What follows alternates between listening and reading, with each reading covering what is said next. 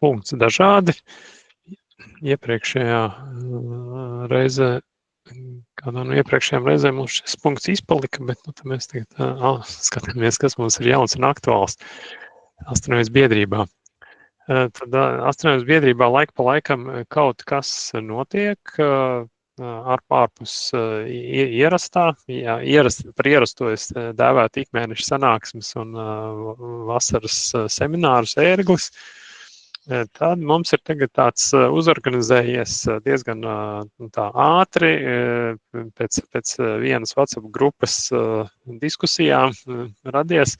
Ir tāds astrofoto pēcapstrādes konkurss ar nosaukumu Izvelc debes pērli. Tā izklausās noslēpumaini un nesaprotami, bet plašāku informāciju jūs varat atrast mājaslapā Lab.lv. Es iesaku apmeklēt. Un tas ciešā veidā saistās ar to, ko mēs klausījāmies janvāra sanāksmē, kur Juris Seņikovs ar Jānu Šetrovski stāstīja par astrofoto grēdošanu. Šeit būtu jautājums ne tikai par grēdošanu, bet arī par vēl dažādiem pēcapstrādes momentiem. Bet lietas būtība ir sekojoša. Visiem ir iedots viens komplekts ar attēlu sēriju. Viens un tas pats objekts ir safotografēts daudzos attēlos. Tur tāds arhīvu izmērs ir 1 gigabaits, tā kā tāds zolīts izmērs. Ņemam pie sevis, taisam vaļā un ar dažādām, kādas mums patīk vai kādas mēs gribam pamēģināt, ar dažādām programmām mēs varam sagrādot, apstrādāt, atmest liekos kadrus. Un ir dažādas arī kategorijas. Mēs varam censties iegūt kaut ko tādu, kas izskatās ļoti skaisti, varbūt akcentēt kaut ko tādu, kas, es teiktu, potenciāli dabīgi nebūtu akcentēts. Mēs akcentēt kaut ko tādu, kas ir svarīgs izziņai. Piemēram, mēs varam noņemt zvaigznes nost un izcelt kādu miglāja elementu, varbūt ļoti tādu tā kā izolētu kaut kādu krāsu daļu vai spektra daļu. Tad tas ir mūsu pašu ziņā, ko mēs darbojamies. Var apstrādāt arī vienu kadru, un tā negaidītā pērle, tas ir tad, ka mēs varam pamēģināt eksperimentēt ar kaut ko tādu, kas varbūt nebūtu tieši ar mērķi iegūt skaistu attēlu, bet viņš var arī interesants, alternatīvs, visdažādākais. Ja? Tad mēs varam arī kaut ko tādu pagaidīt. Iesniegšanas termiņš ir 17. marts, tātad ir vēl gandrīz 2 nedēļas. Vēl ir arī laiks apgūt grēdošanu, ja mēs to iepriekš neesam darījuši. Apmeklējam astronomijas biedrības video arhīvu YouTube, noskatāmies lekciju, lejupielādējam kādu no grēdošanas programmām un eksperimentējam. Tā kā laipni aicinu piedalīties. Es domāju, ka tas ir interesanti. Tīpaši vakaros, kad debesis ir apmākušās, tad var pasēdēt pie datora un padarboties. Tā, tad es īsumā pārskriešu par astronomiskiem notikumiem šajā gadā, jo es tā secināju, ka mēs tā īsti vēl neesam par to runājuši, bet pavisam īsi, kam ir vērts pievērst uzmanību. Presē jau regulāri tiek atgādināts par planētu parādi. Te konkrēti ir attēls no janvāra, ko Ilgons Vilks ieguva Jūrmalā pie Melužiem. Un tagad tāds tā kā papildu elements tāds, kā arī vakara stundās uzreiz pēc saulrieta ir arī redzams Merkūrs. Tāda ir tā komplektācija. Vērts pievērst uzmanību saules aktivitātei. Iespējams, kādā brīdī atkal būs uzliesmojums uz sauli, kaut kas sasniegs Zemi, būs magnetosfērā zināmas aktivitātes un varētu arī būt ziemeļblāzma. Ir gan tīmekļa vietne spaceweather.com, gan arī mobilās lietotnes, kas brīdina par iespējamām ziemeļblāzmām, balstoties uz dažādiem parametriem. Varam tam sekot līdzi. Un ir arī WhatsApp grupa, ir debesu vērojumu grupa un ir arī tāda WhatsApp grupa, kas veltīta tieši ziemeļblāzmām. Tā, Merkuru es pieminēju, ka Merkurs šobrīd ir redzams, un tas labākais datums marts, bet mums tiešām jāseko līdzi, kad reāli ir debesis bez mākoņiem, jo diezgan daudz to mākoņu mums ir. Protams, pavasaris solās būt ar skaidrām debesīm, kā tas bieži notiek, bet būs arī tieši 8. marta vakarā, tie ir simulācija veidota uz 7:00 vakarā, Merkurs ir zemu, Saule ir norietējusi, un blakus ir arī Venēra. Varētu mēģināt nedaudz agrāk, jo, ja var agrāk, ir pietiekami tumšs paliek. Nebūs pilnīgi tums, bet vakara krēslā un skatīties nelielu spožu punktiņu zem kārtīgi spoža punkta, jeb zem Venēras. Tā kā to var meklēt rietumu pusē, precīzi rietumos. No tādām interesantām planētu konfigurācijām, vizuālām, un šajā gadā ir vērts atzīmēt 12. augustu. Tas ir laiks, kad ir Perseīdes vērojams. Tas ir naktī, bet agri no rīta, 4:30, es tādu kadru uzlicis, Jupiters būs tuvu Venērai, jo augustā būs Venēras rīta redzamība, un tad veidosies Jupitera un Venēras konjunkcija.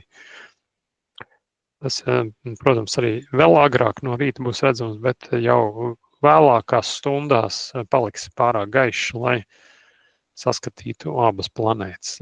Venēra vēl, protams, būs redzama. Saturns, kā zināms, piedzīvo tādu periodisku, tādu vizuālu izmaiņu. Tādas izmaiņas reiz aptuveni 15 gados Saturnam pazūd vizuāli gredzeni uz kādu brīdi.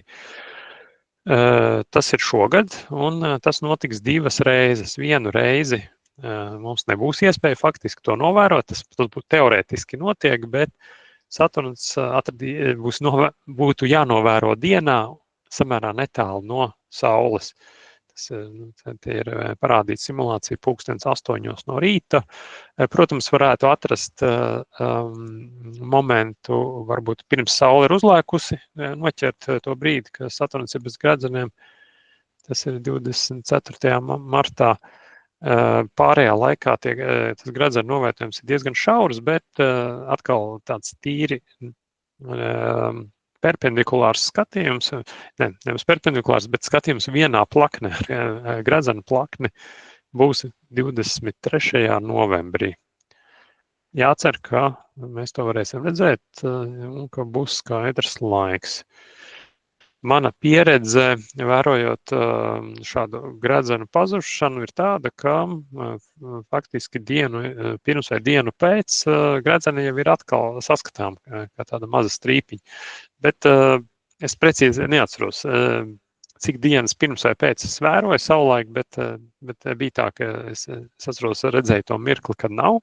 Es tajā dienā skatījos teleskopā, un pēc tam vēlāk jau citā dienā redzēju, ka jau ir redzama. Tas nav tāds ļoti garš process, tas tiešām ir samērā tādu īsu brīdi. Šī mēneša lielākais astronomiskais notikums pie mums būs Saules aptumsums. Kā zināms, parasti Saules aptumsumu tuvumā ir arī kādi mēnesa aptumsumi. Tad sākumā būs tieši tā, mēnesa aptumsums, bet tad Saules aptumsums būs sestdien, 29. martā. Nevarētu būt nekāda attaisnojuma to palaist garām, ja vienīgi ir pilnībā apmācies laiks. Bet tad pieminot šo mēnesa aptumsumu. Mēnesa aptumsums būs gaužām neizdevīgs mums. Tas aptumsums sāksies. Var sakot, ir tā, ka pie mums būs novērams tikai pusēnas aptumsuma tā fāze. Un lielākoties gadījumu pusēnas aptumsumu mēs arī neredzam. Jo, tas, un it īpaši šajā gadījumā tas būs no rīta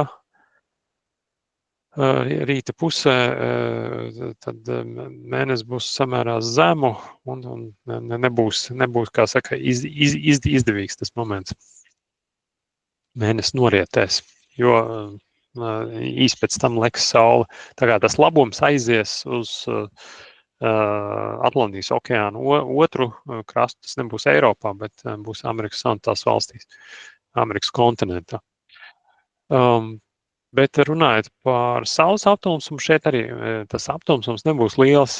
Faktiski arī šajā gadījumā sanāk, ka jo vairāk uz rietumiem, jo labāks, lielāks ir saules aptumsums. Tiesa, nevienā vietā uz pasaules šajā reizē pilns aptumsums nebūs. Tas būs tuvs pilnam. Kanādas daļā, Kvebekā un Kanādas ziemeļdaļā, Grenlandē, tur būs 90 un vairāk procentu aptumsuma fāze. Rīgā sāksies bez 8 minūtēm vienos, maksimums būs 13:35 un noslēgums būs 14:18. Šajā dienā notiek Latvijas Universitātes ēkā Torņkalnā arī skolotāji, fizikas un astronomijas skolotāju seminārs.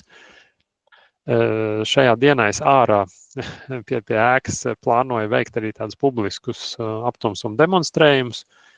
Ja kādam nav savs aprīkojums, tad variet minētajā laikā atbraukt līdz Torņkalnam un cerams, atkal jācer, ka būs skaidrs laiks un mēs varēsim novērot saules aptumsumu.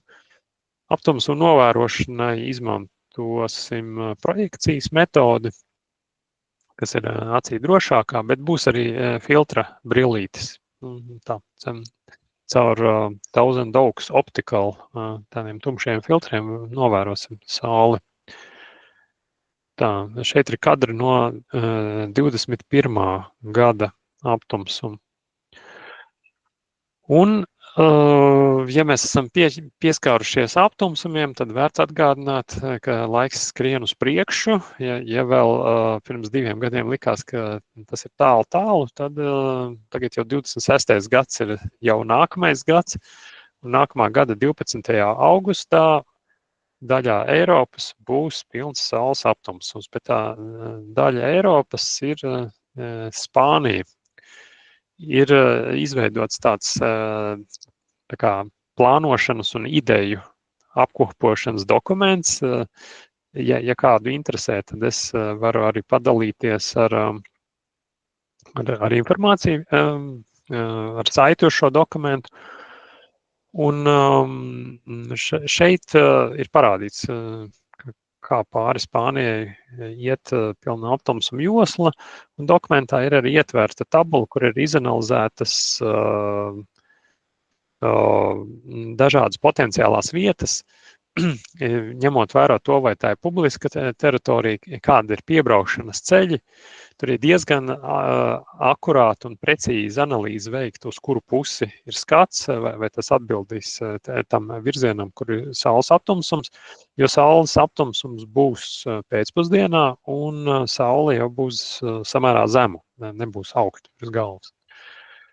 Tā, es redzu, ir komentārs. Gatis saka, kā palika projekta šaut raķetes. Ne, tas nav tā, kā palika ar WhatsApp grupu šim braucienam. Šim braucienam atsevišķa WhatsApp grupa pagaidām nav izveidota, bet ir mums tā ērgļa grupa. Mēs varam zem tās ērgļa komūnas izveidot arī speciālu WhatsApp grupu.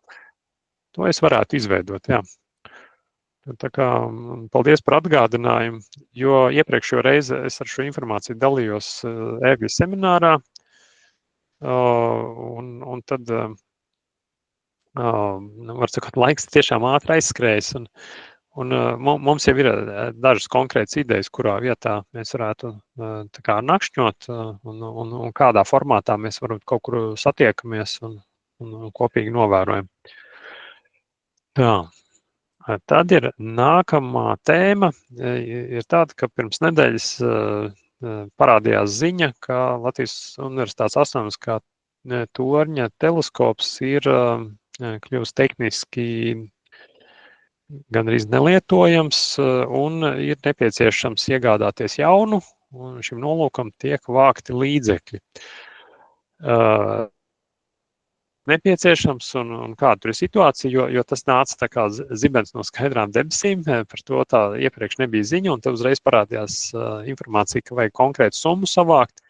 Nebija saprotams, kas, kāpēc, un šajā nolūkā es aicināju tagad pieslēgties un pakomentēt un varbūt vairāk mazliet pastāstīt tieši no savas pieredzes, kas un kā ir noticis, un Vitāliju Kuzmovu un kāda ir tā iecerē. Jā, jo man personīgi diezgan daudz jautā, un es saprotu, ka arī citiem šādi jautājumi ir ienākuši. Tā kā es lūgtu Vitāliju pastāstīt mazliet. Jā. Labvakar visiem.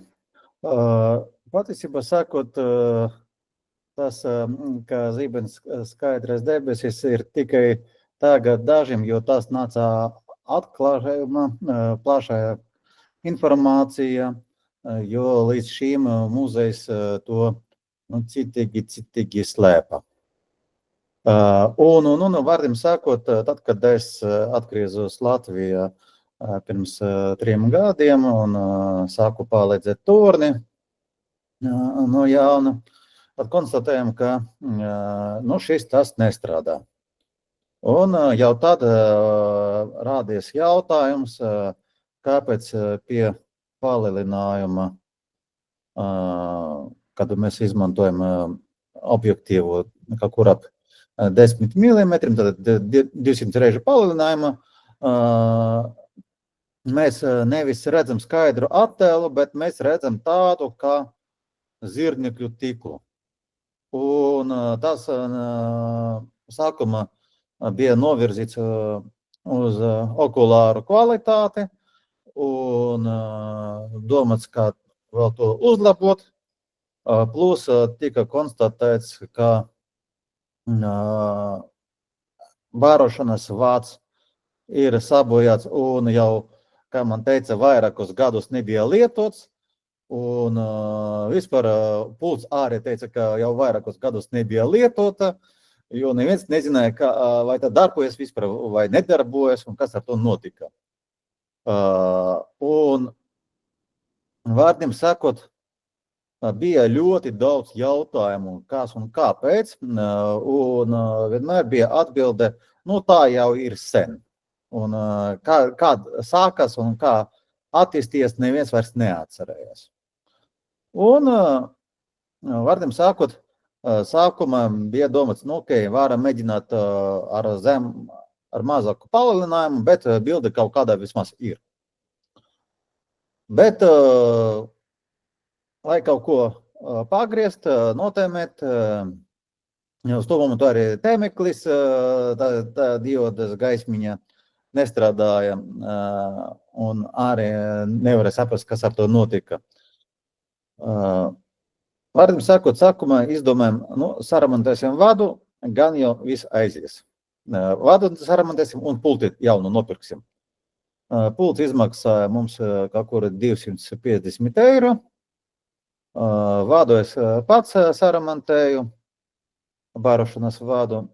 Un ar jaunu pulti teleskops sāka griezties, jāsaka tikai, ka viņam nestrādā viens no virzieniem, kura griezties, un šis virziens ir tieši ap horizontālo asi, ap horizontālo plakni. Pulksteņa radītāja virzienā viņš griežas, pretēji negriežas. Attiecīgi domāts bija, pamēģināsim darbināt ar baterējiem. Bet tad izrādījās, ka visas baterijas jau tur maigi izsakot izplūdoja, viss iztecēja iekšā, bija arī tur viss mēģināt iztīrīt, salabot, bet acīm redzami tur baterijas bija jaunas ievietotas, bet nekādu uzlabojumu nenāca, samierinājamies, lai ir tā. Vismaz ar rokam var pa vecām sistēmām kas saka, visiem zināšanas ir, demonstrēt var. Grūtāk ir vienam cilvēkam demonstrēt, jo tāda ir vai nu stāstīšana, vai nu rādīšana. Grūti apvienot abas divas kopā, ja ir liels cilvēku daudzums. Bet šogad vasarā bija domāts, mēģināsim tikt ar to, kas saka, zirnekļu tīklu tā saucamo gala, jo naudas nebija daudz mūzejiem. Iepriekšējā gada pietika naudas, ko izdalīja tikai pultī, un arī tur jau bija jāsaka liels paldies, jo bija caur pierunāšanu. Šogad vasarā nopirka lēcas, jo, kas saka, bija birku vairāk jau cilvēku, jo, ja mēs paskatāsimies, kāds bija iepriekš, tad, teiksim, 18. 19. gada bija 28 apmeklētāji, 19. 20. 36 apmeklētāji, tad jau 22. gadā, kad es atbraucu, tad jau bija 139, pagājuši sezonu 214, un šogad jau mums ir 726 apmeklētāji. Jau, torni. Tā kā popularitāte bišķu aug. Un, vārdiem sakot, tad, kad universitāte ieraudzīja, kā apmeklētāju skaits tomēr aug, un patiesībā sakot, rinda, kas izveidojusies uz novērojumiem, šogad mēs šai sezonā nevarēsim apmierināt visus, jau, kas saka, bidīsim uz nākamu sezonu, pārcelsim, jo pagājuši nedēļ beidzot, kas saka, parādījām tiem, kas bija pierakstījušies oktobra pirmajās nedēļas. Un nerunājot jau par tiem, kas janvārī jau rakstījās.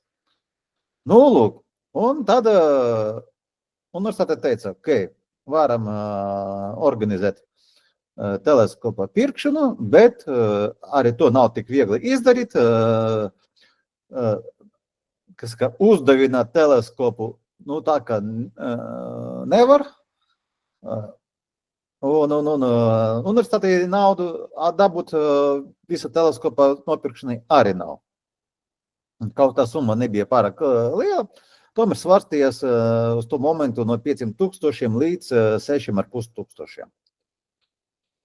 Un teica, ka ir variants, ka varētu, kas saka, uztaisīt ziedošanas akciju, ziedojumi. Ziedojumi. Tad muzejs ar komunikācijas daļu visu sarunāja, vienojamies, un bija izveidota šī akcija, kas saka, kā jūs teicāt, pirms nedēļas. Lūk, vienkārši tāds klājās, jo uz dotu brīdi ar teleskopu, teiksim tā, Jupiters vienkārši, ka neliels balts pleķitis, var redzēt kā apaļš, un nekā vairāk no tā. Var redzēt tos pavadoņus 4, bet neko vairāk, nekādus mākuņus, nekādu plankumu redzēt nevar. Marsam vēl trākāk, tur vienkārši redz pleķiti, kuram ir kaut kāda tur interference notika. Un viss. Nekā skaidra redzēt nevar. Ar Veneru ir kaut cik labāk bišķu, arī nekā īpaši, bet vismaz varēja redzēt, ka apaļš un ir fāze. Mēnesis ir tuvu, to var arī caur binokuli redzēt, mierīgi. Respektīvi, tāpēc arī notiek tā ziedojumi tiem teleskopam, un uz dotu brīdi mums jau piekrita teleskopam uztaisīt pie tās atlaides, ko jūs tur parādījāt 5,000 līdz 500,000, lūk, no 6,619 līdz 500,000 bija nulles, Bet uz dotu brīdi gatavi iedot vēl 400 eiro atlaidi. Tātad jau 4,5 tūkstoši rupju, sakot. Un 50 eiro piegādi. Vienalga, jānodrošina būs. Jā. Bet tas jau ir labāk. Jā. Nu, lūk. Tā. Un beidzot, šogad arī uztaisīs kosmetisko remontu torņa kapņu telpa, jo es jau pāris gadus to lūdzos, jo cilvēki, kad dodas torni, katru reizi sasmerē savus apģērbus un pēc tam stāv un tīra. Tas nesmukinā. Un Dagbats teica, ka tagad, lūk, sākot ar aprīli, tur veiks krāsošanu un visu tā. Tā atjaunos. Beidzot kaut kāds uz priekšu, kas saka, solis ir. Un, kā es jau teicu, mums jau 726 apmeklētāji ir, gan jau rītdien vēl kaut kādi cilvēki 30 atnāks. Nu, varam sakot, pieaugums krietni labāks. Jā, paldies par izvērsto stāstījumu. Mums roku pacēlis Germans. Lūdzu. Labvakar. Jā, labvakar. Komentēšu. Aizvakar biju turnī, skatījos. Jā, ir jautājumi par to teleskopu garantiju. Cik ilga viņa ir? Es skatījos, ka piedāvājums tikai gadu. Nu, diemžēl tā ir jebkura elektronikai gads. Un pēcpārdošanas atbalsts kaut kāds rezervu daļu piegāde.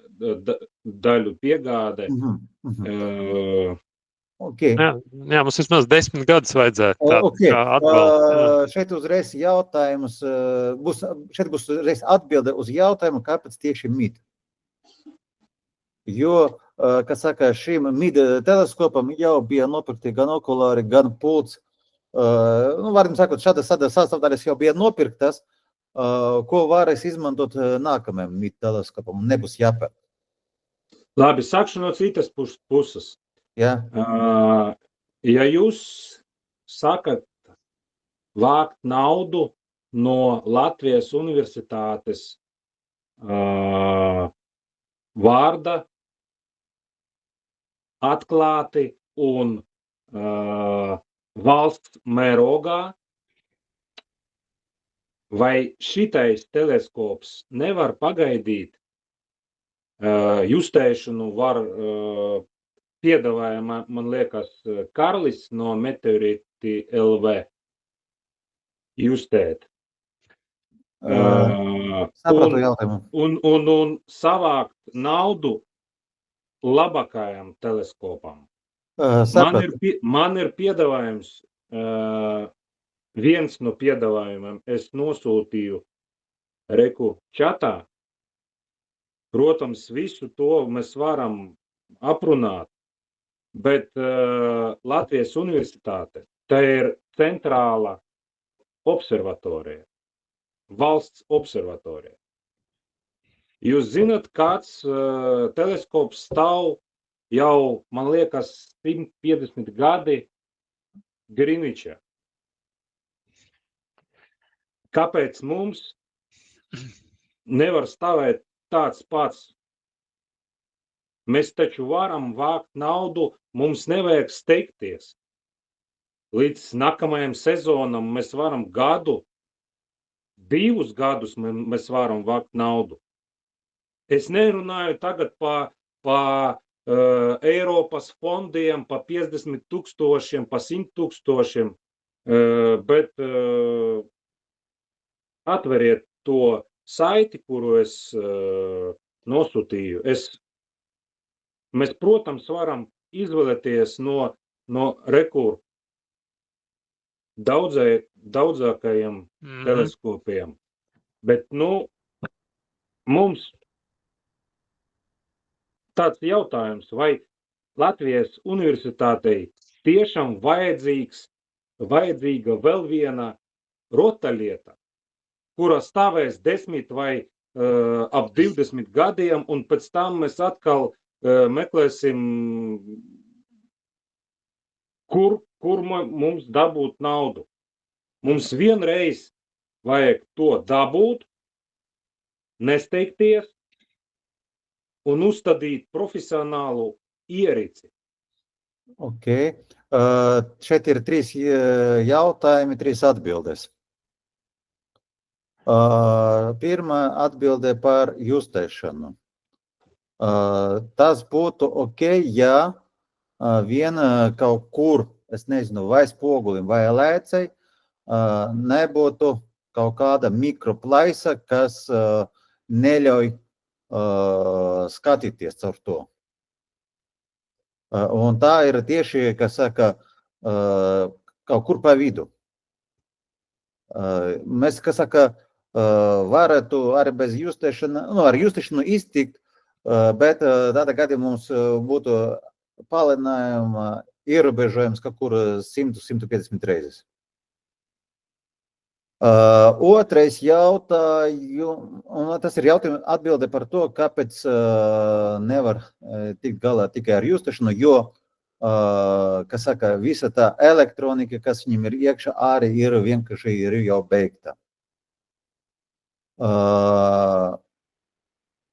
Kas saka, otrais, par zinātnisko teleskopu šeit nevar būt runa, jo patreiz šīs tornis nekalpo kā zinātniskā vieta. Tas ir muzejs. Un tāpēc to vairāk, kas saka, ļauj tikai tā. Tā ir publisku demonstrējumu vieta, bet ne zinātnisku mērījumu novērojumu vieta. Trešo jautājumu, diemžēl, aizmirsu. Es varu pateikt tā. Jūs teicāt, ka mums Latvijas universitātei jāstāv kaut kādam teleskopam pa 5000 demonstrācijai. Nē, pa 500 000. Pa 5000. Jā, nevis 500. 5000 demonstrācijai. Nu, tas nav jābūt. Tas nepareizi. Šito teleskopu es varu nopirkt sev mājās, demonstrēt, bet ne centrālajā observatorijā, valsts galvenajā iestādē.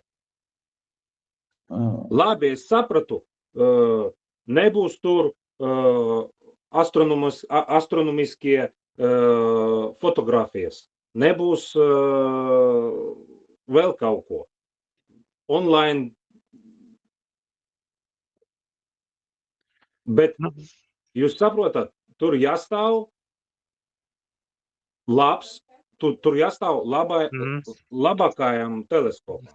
Nu jā, tas ir tāds, tā kā viens no risinājumiem, ja tiešām to var atļauties, un tur jāskatās, vai nav tā, ka tie apstākļi varbūt... Ja mēs sakām vākt naudu atklāti, mēs varam to savākt. Tikai, diemžēl, mums, teiksim tā, pirms dažiem gadiem, pirms kādiem 4-5 gadiem gāja runa par torņa vispār slēgšanu. Un, teiksim tā, kad mēs to saglabājam, un debesu kvalitāte patreiz ir diezgan švaka.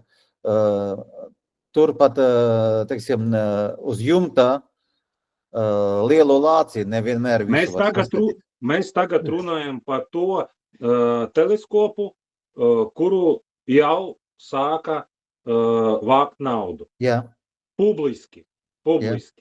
Kāpēc mēs nevaram publiski turpināt vākt naudu, bet labākajam teleskopam? Tas ir tāds variants, ko var padomāt. Nevis šitai rotaļlietai. Tas nestāv kaut kur. Tas stāv Latvijas universitātē. Centrālajā Jā, observatorija. Māri, lūdzu, varbūt es Jā, gribēju tev iedot iespēju pateikt. Jā, paldies, Mārtiņ. German, paldies par viedokli, bet es pirmkārt gribu pateikt lielu paldies Vitālijam, ka viņš ir pacēlis jaunā kvalitātē visus šos novērojumus. Mēs, protams, varam diskutēt par to, cik jēdzīgi ir skatīties uz zvaigznēm pilsētas centrā, bet vēlreiz oponentiem es gribu uzsvērt, ka tā ir tikai un vienīgi astronomijas popularizēšana. Jā, ne viss augstākajā kvalitātē, ja grib augstu kvalitāti, braucam uz laukiem, bet šī ir vieta, kur cilvēki atnāk, kur viņiem tiek iedot astronomijas pamati, kur tiek izstāstītas interesantas lietas un cilvēki tiek ieinteresēti. Tā kā Vitālija, vēlreiz lielu paldies par to, kas visu pēdējā gada laikā ir sasniegts, tas tiešām ir liels sasniegums. Runājot par konkrēto teleskopu, atbildējuši Germanam uz repliku par to, ka citās vietās stāv vēsturiskie teleskopi ilgāk par 100 gadiem. Jā, Greenwich nav vienīgā, kur šādu teleskopu var atrast. Ir daudzas observatorijas, kuras tieši uztur vēsturiskos 100-gadīgos instrumentus darba kārtībā. Diemžēl Latvijas universitātes stāsts nav šāds, jo vēsturiskais teleskops jau stāv Candera muzejā gadiem ilgi, un tas tika demontēts pagājušajā gadsimtā. Un, diemžēl, universitātes tornī teleskopi ir mainījušies salīdzinoši regulāri, bija Micers, bija Jura Kārkliņa teleskops, un šis teleskops jau ir kalpojis, es pat teiktu, ļoti ilgu laiku. Un, protams, tad, kad mēs demonstrējam un tad, kad mēs redzam, ka šos objektus, kas it kā ir viegli pamanām un būtu atpazīstami, ar teleskopu vairs nevar novērot, tad netērējam laiku, mainām. Kas vienīgi no manas puses radās pirmais jautājums, tiešām varbūt nevis iet German ieteiktajā virzienā un nopirkt vēl teleskopu pa 10 000, tam noteikti nebūtu jēga, jo skaidrs, ka mēs neskatāmies neko citu vairāk kā mēnesi, spožākās planētas Oriona miglāju, nu varbūt vēl kādas ekskluzīvas objektus, ja publika tos pieprasa. Bet varbūt tiešām varam iztikt ar kaut ko mazāku, ko varam nopirkt šeit pat, tādu pašu Skymaster. Es nezinu, Vitālija, kādas ir tavas domas, jo tā man bija pirmā reakcija. Jā, paldies par jautājumu arī. Patiesībā sakot, tad, kad es sāku skatīties, ko pirkt, kādas firmas teleskopu, kāda kvalitāte, izmēra un tā tālāk, protams, ka vienas no variantiem bija Skywatcher, bet kā es jau teicu, mītam jau ir dažas detaļas, ko var lietot mēs, ja? Un kā rezerves detaļas. Tāpēc, kas saka, pilnībā šīs teleskops neiet zuduma. Kaut kas no viņa būs izmantojams. Otrkārt, tad radies jautājums, vai paņemt tādu pašu, pilnīgi tādu pašu, kā patreiz stāv, vai tas ir LX90 200 milimetrīgais teleskops, ja? Vai šito te LX200 254 milimetri. Un ņemot vērā, ka šīm teleskopam, ko es uzrakstīju, ir atlaide, un viņš palika lētāk par to LX90, un kvalitāte viņam bišķu labākā tomēr. Cik ļoti liela atšķirība viņu kvalitāte, to es nemācēšu pateikt, to nemācēja pateikt man arī Ilgonis, un to es neatradu arī interneta plašumos, cik ļoti liela viņam kvalitātes atšķirība. Bet šis sanāca nedaudz lētāk, lai būtu lielāka varbūtība salasīt to naudiņu. Jo uz doto brīdi mums ir salācīts 1788 eiro pa nedēļu. Ja, un gandrīz visa nauda, kas bija salasīta, pirmie 1600 eiro bija 2 diennakts laika. Un vispārējais ir pārējā laika. Jā, Vitālija, tur vēl vienīgi jāskatās, vai šis nebūs par lielu tieši statīvam, jo pašreizējais modelis ļoti labi ietilpst tajos vēsturiskā statīva parametros. Viņiem būs tas pats apakšā. Viņiem būs tikai nav izmēri, citi izmēri nav, jā? Nu skaidrs. Labi. Nu labi, jā, ne, nu tad man pamatdoma ir tāda, ka virzāmies uz priekšu, jau to esam sākuši, nebūtu pareizi tagad pateikt, nē, savācām mazāk, tad nopirkām kaut ko sliktāku. Jā. Nu, protams, ja tos līdzekļus nesavāks līdz nākamās sezonas sākumam, tad droši vien, ka varētu man būt ieteikums vērtēt kādu mazāku un lētāku Celestronu, ko varētu patiekādāties, bet tas tā. Labi. Es šajā ziņā biju domājis, ja nesanāks savākt, kas saka publiski, tad es kaut ko pieziedēšu vēl klāt, vēl savu naudiņu un dabūsim. Jo nākamā sezona ir 40. sezona pēc kārtas turnim. Sākas 86. gada oktobrī. 26. gada oktobrī būs 40 gadi, bet 40. sezona pēc kārtas. Tā kā tas ir tā vērts. Jā, zīmīgs skaitlis. Jā. Tā, paldies par izvērstu informāciju un par arī diskusiju par dažādiem viedokļiem. Paldies. Jā, vēl ir, jā, lūdzu, Agnes. Agnes ir pazuda. Agnes, es dodam vārdu. Jā, paldies. Nepareizo pogu piespiedu. Gandrīz tas pats, ko čatā rakstīja, bet tur laikam tikai daži skatās, nevis galvenie runātāji. Tad man viens jautājums, vai torņa apmeklētāji šobrīd maksā kaut ko par skatīšanos? Maksā 2 un 3 eiro. 2 skolēni, 3 pieaugušie. Jā, vai tā naudiņa aiziet demonstrētājiem, vai tā aiziet universitātei? Universitātei. Skaidrs, viņi neko jums nemaksā. Nu, labi. Maksā 10 eiro mēnesi. Ok. Es nezinu, kur tu naudu likt. Divas lietas, ko es gribēju pateikt. Viena ir varbūt, ka ir vērts arī uzstādīt kaut kādu ziedojumu kastīti pašā turnī, ja nu kāds grib iemest kaut ko papildus jaunam teleskopam.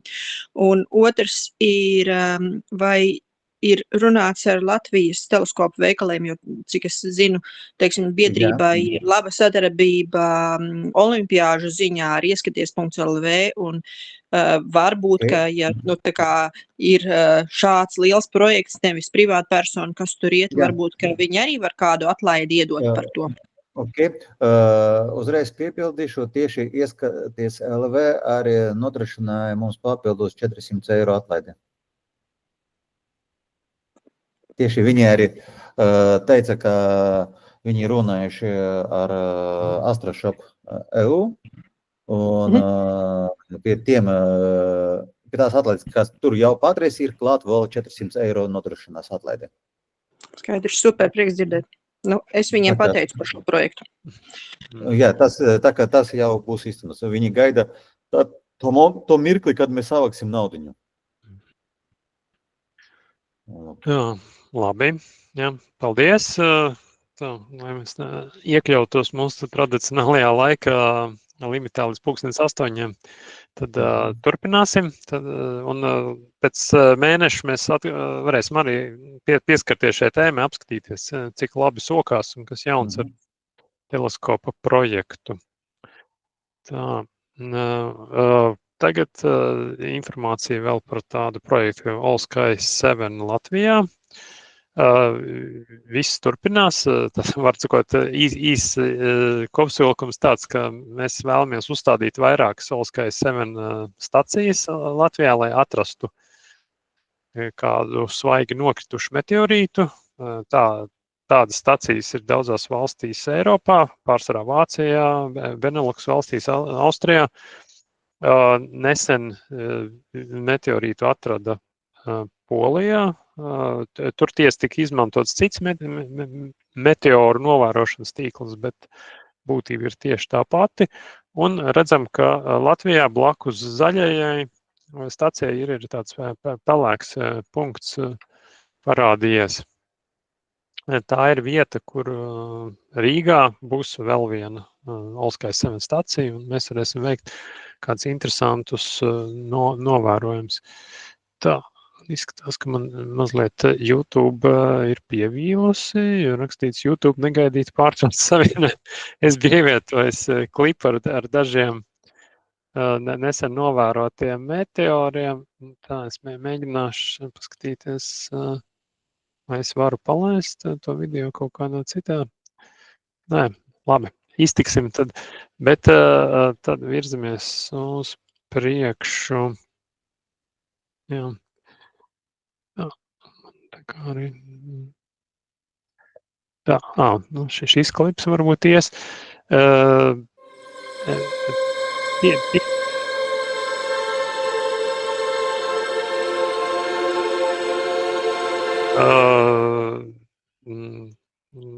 Nesēja raķešu sadegšanu, un šeit bija tāds viens notikums nesen.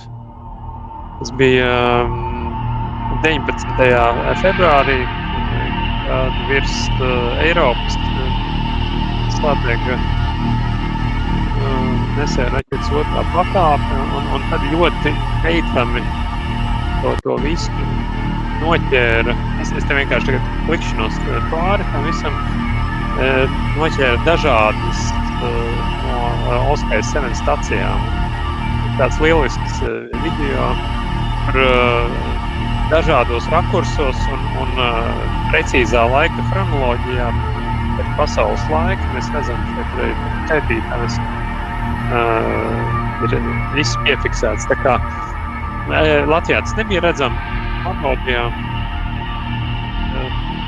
Ja skatāmies, redzam, te ir ar vienu staciju, Kirko Molovu, ko ir tas, kurš oktobrī sastība, pēc tam projekts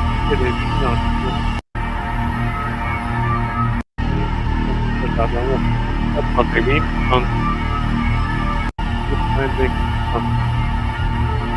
iespējams pameklēt video atslēgvārdiem Oskais 7 un satelītu sadegšana. Pie dažādām lietām vēl ir jāpiemina, ka laika pa laikam radio raidījumā zināmais nezināmajā ir kāds raidījums, kas ir veltīts astronomijai vai kosmosa tehnoloģijām. Iesaku, ja ne dzīvajā, tad ierakstos pameklēt Latvijas radio arhīvā. Šeit ir viens piemērs no 7. janvāra par vētrām kosmosā, par ziemeļblāzmām.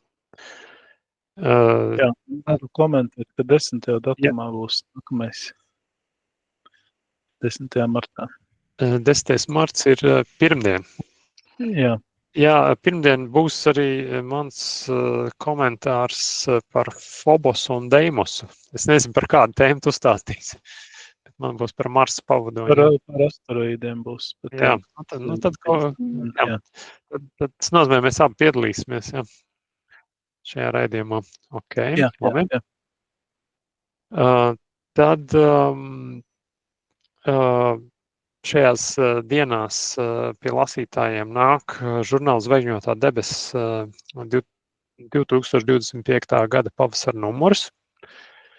Kā vienmēr interesants, un šoreiz ir virkne interesantu interviju, gan ar astronautu, gan arī oriģināli raksti. Tā kā ļoti tāds, es teiktu, saturīgs un izzinošs numurs.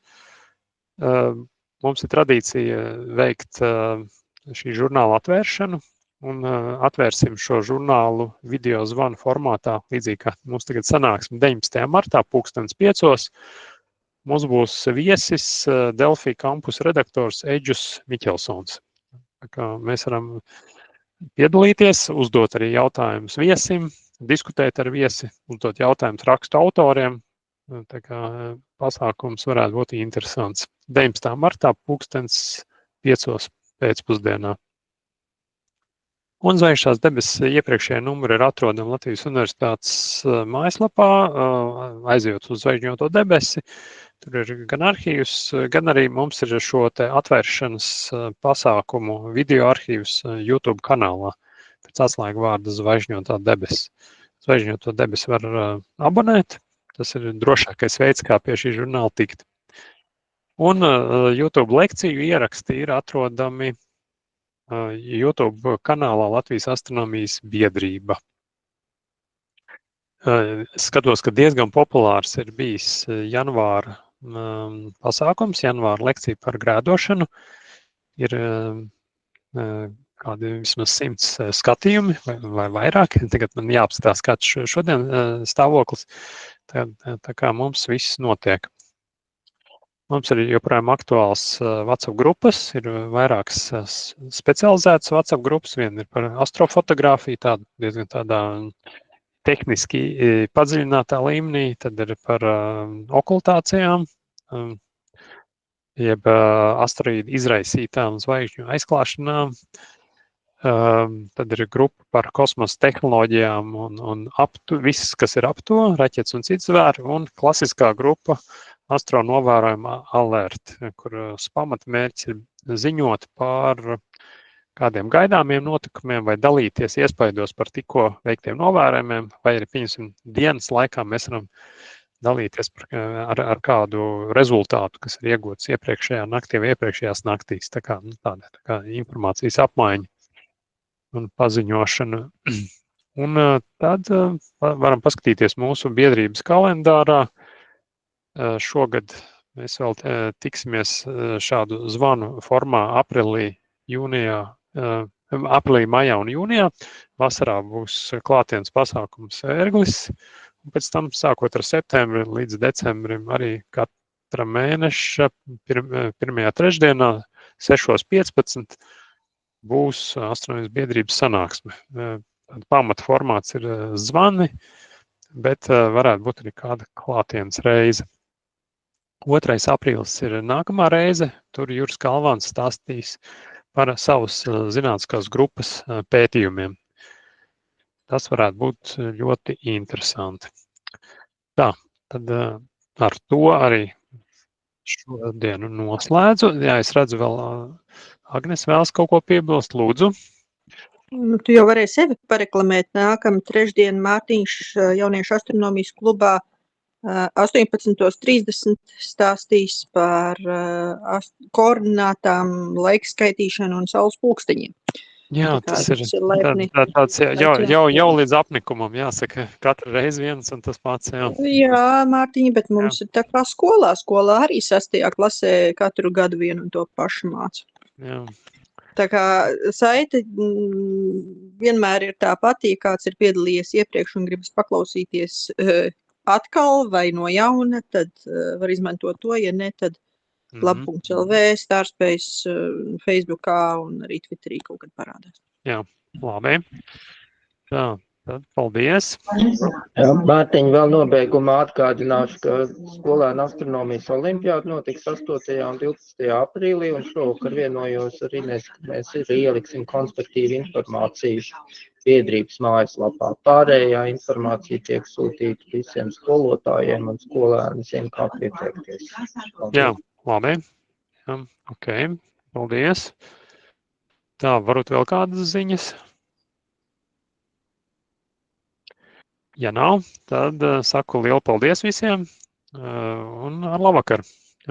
Paldies, ar labvakar. Ar labvakar.